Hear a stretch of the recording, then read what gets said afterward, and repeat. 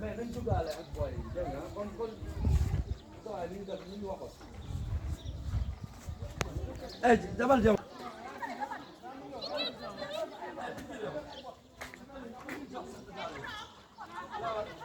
Donc on peut aller là-bas comme ça, vous allez voir le lac.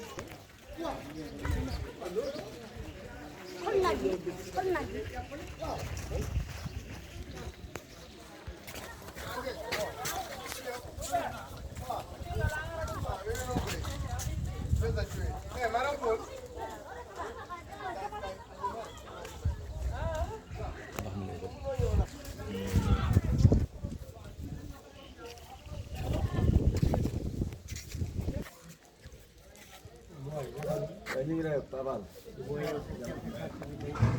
sama ka balu mo ano mo kay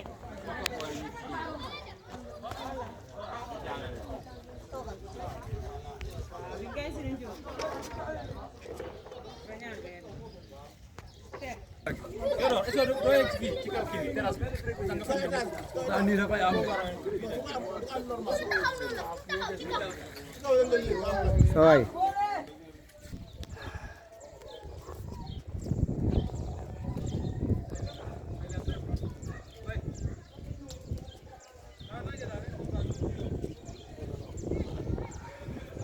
Après, tu prends les gens là avant de prendre les avant de prendre.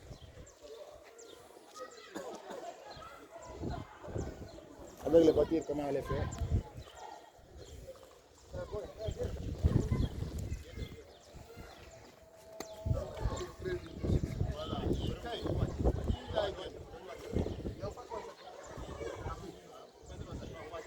C'est là-bas, monsieur le maire là.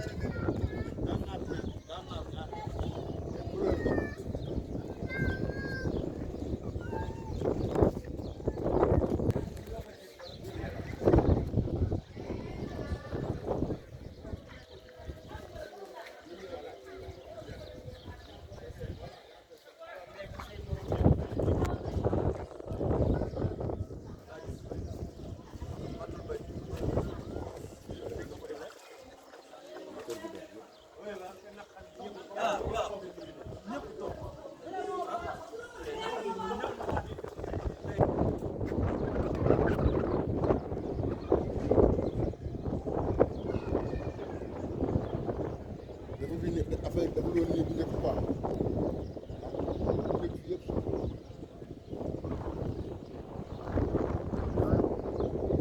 affaire bu njëkk yëpp yoon quoi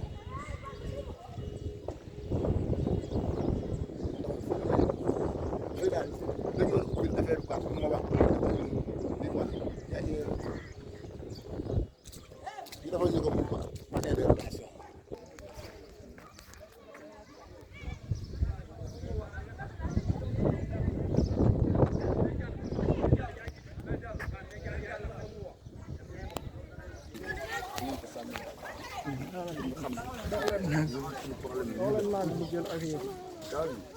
ñu xam ne ñun suñu problème mooy lii waaw ñun dañoo sonn te li ñu bëgg mooy defar gox bi ku ñu mën a dimbali nag ñu defar ñun suñu problème bi yëpp loolu waaw parce que lii metti na xale yi si ndox bi la ñuy kii yooyaa ngi xaw a rey moytu ak sibiru voilà ak sibiru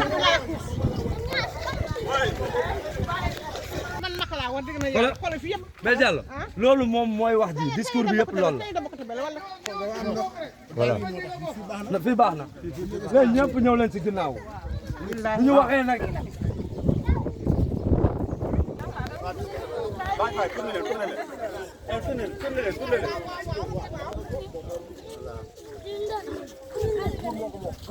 léegi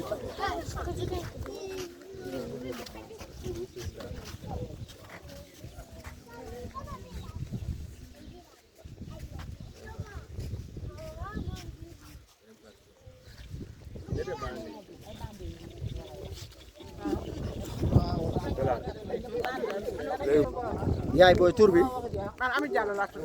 waaw fii mooy fan fii mooy kàcce taw féex.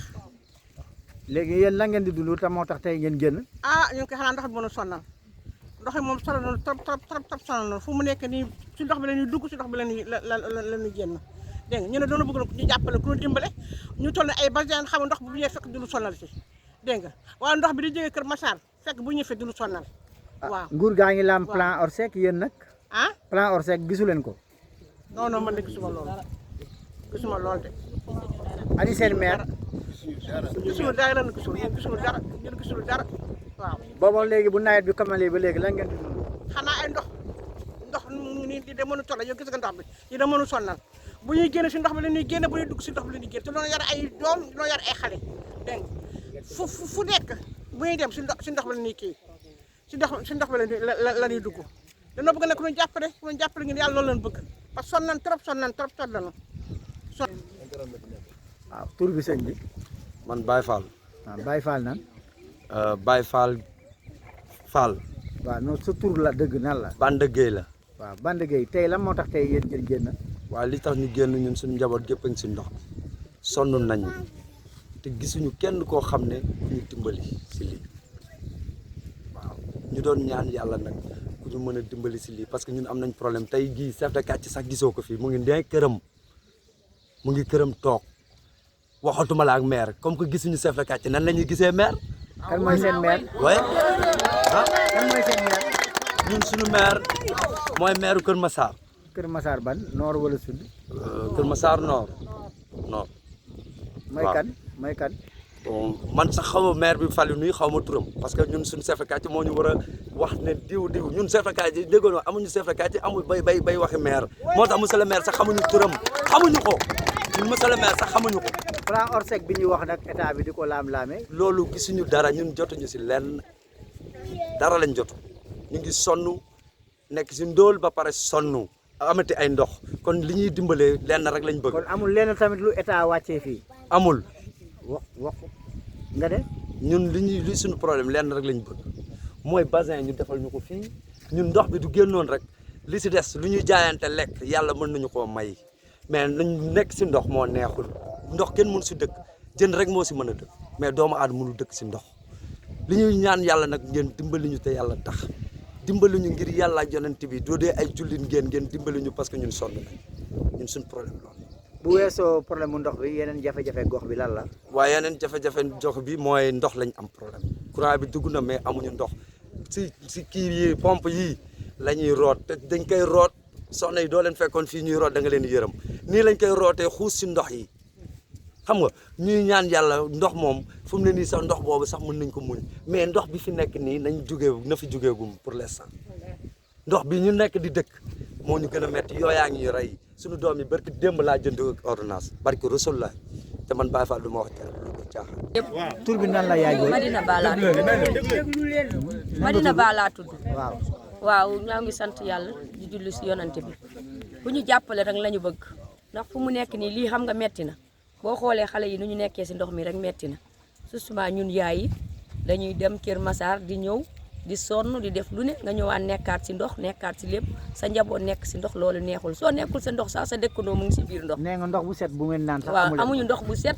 amuñu robinet amuñu dara ay pompe la ñuy naan su loolu jàllee tamit ñun jigéenu kii gox bii dañoo sonn gisuñu dara ndimbal. ani seen maire. waaw amuñu maire ñun gisuñu maire dégguñu maire ñu ngi ñaan yàlla nag ngeen dimbali ñu yàlla tax. lay wax nguur gi nga xam ne tam na tàmbali nguur bi damaa bëgg a Macky mu dimbali ñu moom ak Marème mu dimbali ñun jigéenu gox bi amuñu financement amuñu dimbal amuñu dara lii ñu am nii dimbal yi ñuy dëgg si dëkk bi gisuñu si dara kon nag war nañ cee am nam tamit dañoo bokk si Sénégal bokk si lépp nañ ñu dimbali ñu ngi nii di liggéey amuñu lu ñu liggéeyee jàppale suñuy borom kër ak suñuy doom amuñu dara kon nag dañoo war a jàppale dañoo jóge si ay ndox ñëw fii dëkk si amuñu kër amuñu dara waaye dañoo bokk si koñ bi ndax ñun dañoo ñëw luwe jóge si ndox ñëwaat fekkaan ndox xam nga dafa metti waaw sëñ bi tur bi.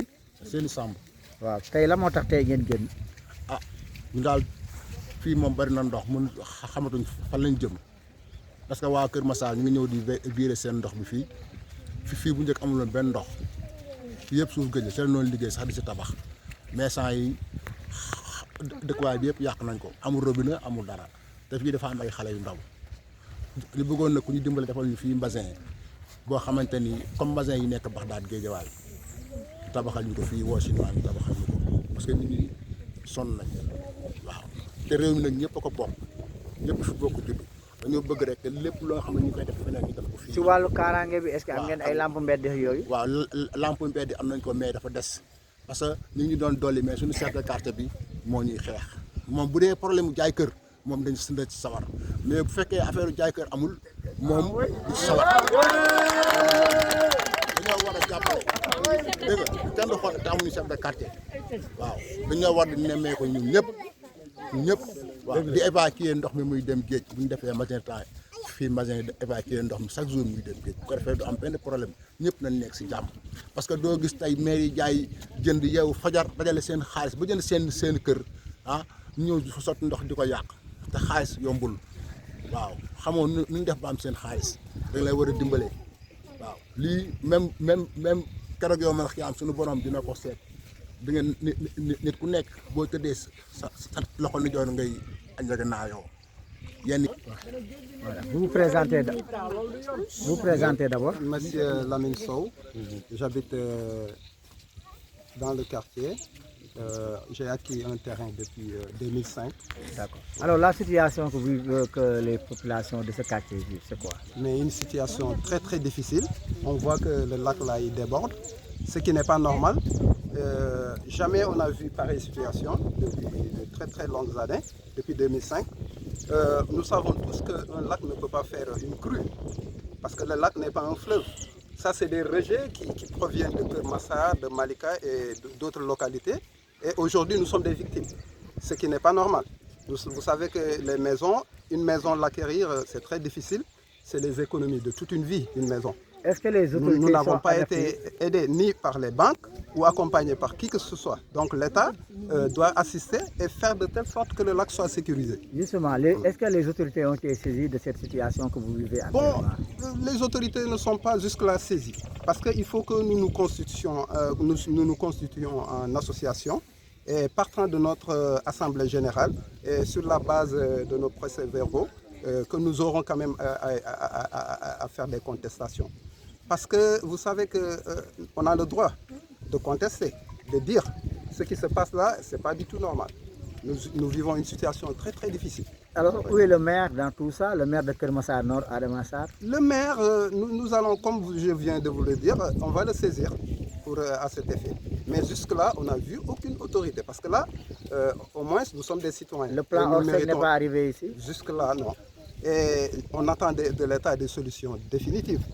Des solutions définitives. Parce que jusque-là, l'État, que ce soit à Kër Massar et partout ailleurs, on nous dit que tant de milliards ont été injectés pour les inondations. Mais il faut des solutions définitives pour ça. Vous n'avez rien vu, vous? Non, rien jusque-là, pour être honnête. Pour être honnête. Très franchement, on n'a rien vu. Ouais. Ni le plan Orsec? Ni de plan Orsec, ni quoi que ce soit. Nous ne demandons pas de l'État des vivres ni de l'argent.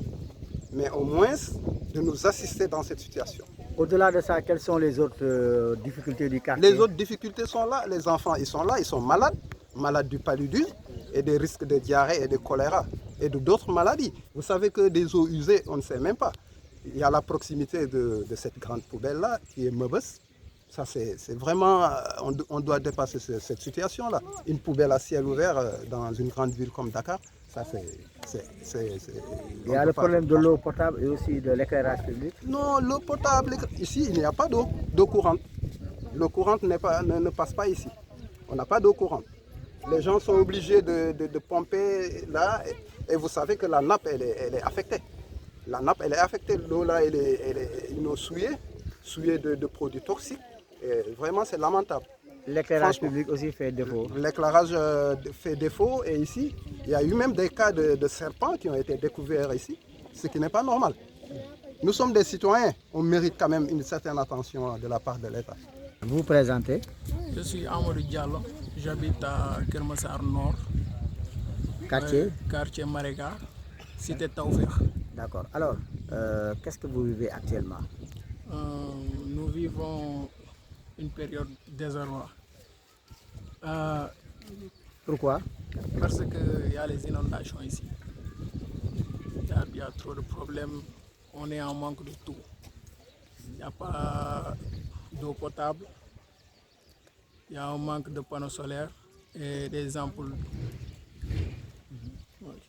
Au-delà de ça, est-ce que le plan Orsec est arrivé ici dans votre quartier? Non, pas encore. On n'a rien vu. On n'a pas vu le chef de quartier, le maire de Kermassar Nord. Comment il s'appelle? Arabassar, je crois bien. Maintenant, qu'est-ce que vous voulez concrètement? Nous voulons qu'on nous fasse un bassin derrière pour que quand les eaux viennent ici, ça se déverse là-bas. Au-delà de ça, par rapport à l'eau potable? On veut de l'eau aussi. Ici, il y a la cité Apix. Ici, la cité Taoufir. La cité Apix a de l'eau. Et nous, on n'a pas d'eau potable. Et ça, ce n'est pas normal. On n'a pas de pharmacie ni rien. En plus, il y a des enfants qui sont malades tout le temps. Et c'est pas bon. C'est bon. Tur bi yaay booy. Ndeye Thiam laa tudd. Waaw. Dëkk fii ci quartier Tawfekh. Ñuy wax nag bëgg ku ñu dimbale rek te yàlla tax ndax fii dañu fee nekk bu ñuy génn dañuy xuus bu ñuy dugg suñu koñ yi dañuy xuus amuñu ndox mu neex amuñu dara pompe yi moo fi nekk te pompe yi boo ko pompee teg ko sa waañ wala sa li boo xëy yeewoo wala jaani nekk ci biir te loolu xam nga ne jaaduwul te dañoo am ay xale yoo xamante ne ni mënuñu leen a téye xale xam nga ne fu mu nekk faaw mu génn fooye te mënuñu leen a téye te bu ñu génn fay ci ndox yi la ñuy nekk arbis beeg lépp daal maanaam mi ngi fi wax dëgg yàlla ñu bëggoon ku ñu dimbali rek te yàlla tax taxawuñu daal ci suñu gox bi ndax nit nag amul ku dul fa nga dëkk waaw loolu daal moom laa moom. Des parasites là qui apparaissent dans les eaux usées. Et aussi, même les eaux buvables là, elle dit qu'il y a des parasites dans les eaux qui déambulent dans les eaux qu'elle boit. Voilà.